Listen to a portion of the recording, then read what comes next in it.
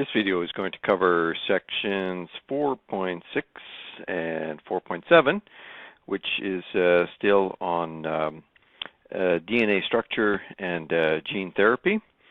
And now we're going to look at biotechnology products and gene therapy. So genetically modified organisms, commonly known as GMOs, they play an integral role in producing biotechnology products. So transgenic bacteria are grown in large vats called bioreactors to produce large quantities of products such as human insulin and other medicines. So the transgenic bacteria in this case refers to what we've mentioned before, where the gene from one particular organism is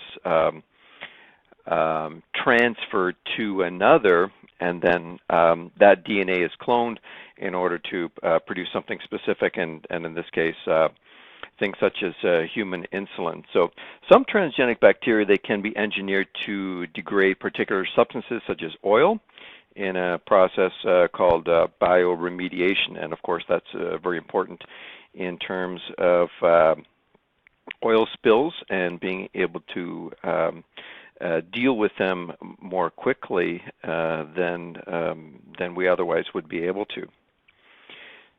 So we also have transgenic plants. So foreign genes, they can be inserted into immature plant embryos or other plant cells with their cell walls removed. Referred to as a protoplast. So protoplasts suspended in liquid that contains a foreign DNA are then treated with an electric current. And the electric current, it makes small holes in the plasma membrane, which allows the foreign DNA to enter. The protoplasts then develop into mature plants that express the foreign DNA. So some examples of that include plants that are resistant to diseases with increased crop yields. However, public concerns exist over the use of genetically modified organisms. And then transgenic animals, foreign genes can be inserted into the eggs of animals, and so when the eggs are fertilized, the offspring are transgenic animals. Transgenic animals are used for the production of pharmaceuticals such as human growth hormone protein that is secreted in the milk of goats. And here's a diagrammatic representation of that here as well, illustrating how that can occur. And then gene therapy then is the insertion of genetic material into human cells to treat disease. And modified viruses and lipid-like packages, referred to as liposomes, they can enclose the gene. And an example of that's referred to as ex vivo gene therapy. So then sometimes the gene is injected directly, and that's referred to as in vivo gene therapy.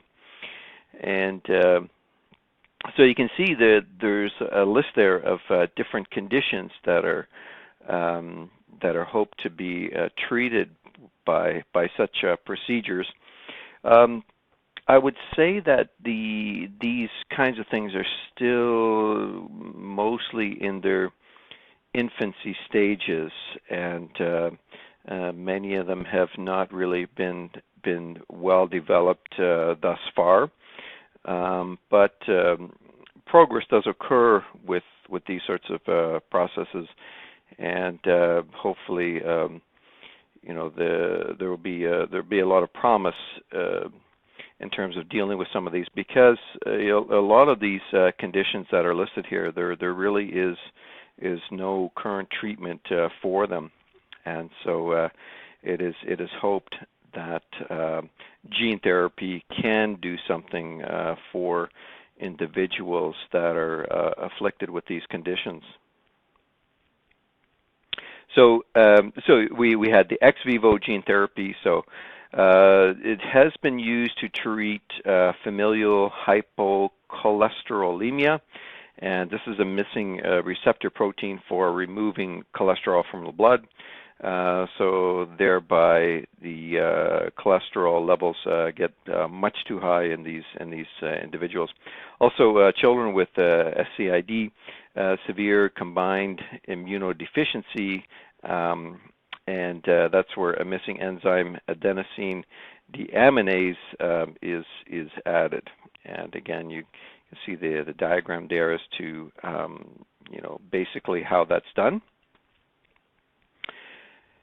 And also with cystic fibrosis, so patients lack a gene that codes for a protein that is the transmembrane carrier of the chloride ion. And so, once again, you have one of those ions that is crucial for so many different processes. And so, when this occurs, then it causes some profound difficulties in individuals with this condition.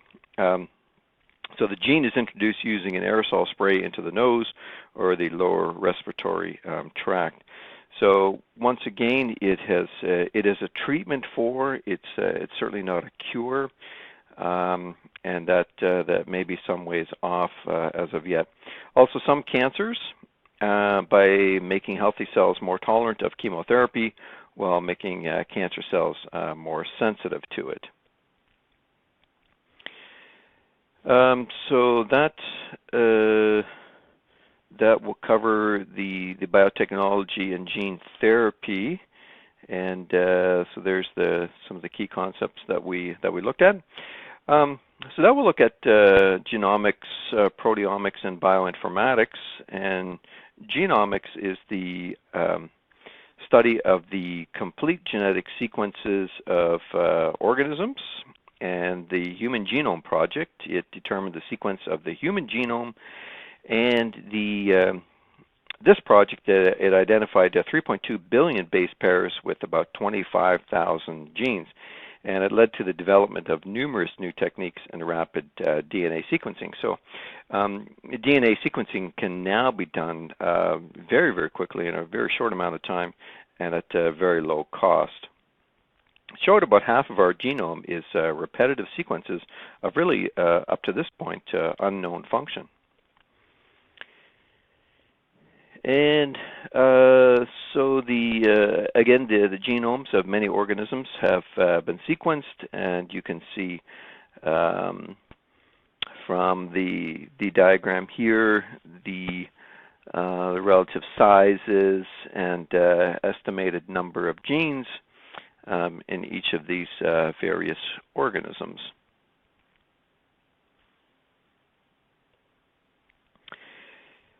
As far as functional and comparative genomics go, comparative genomics has identified many similarities amongst genomes, and this helps identify evolutionary relationships and changes in sequences over time and functions of genes. So the aim of functional genomics is to understand the function of every gene in the genome. And one approach has been the use of DNA microarrays to monitor what genes are turned off or on under certain conditions. And DNA microarrays, they can produce an individual's genetic profile, which may help us understand how to treat certain diseases. Then proteomics and bioinformatics, other fields of study that have developed from genomic studies include proteomics, which is determining the identity and functions of all proteins encoded by genes of an organism's genome. And then bioinformatics is applying computer technologies and statistical techniques to study the large amounts of proteomic and genomic information. And so that covers those particular topics. And again, here's the key terms and the summary of the key concepts.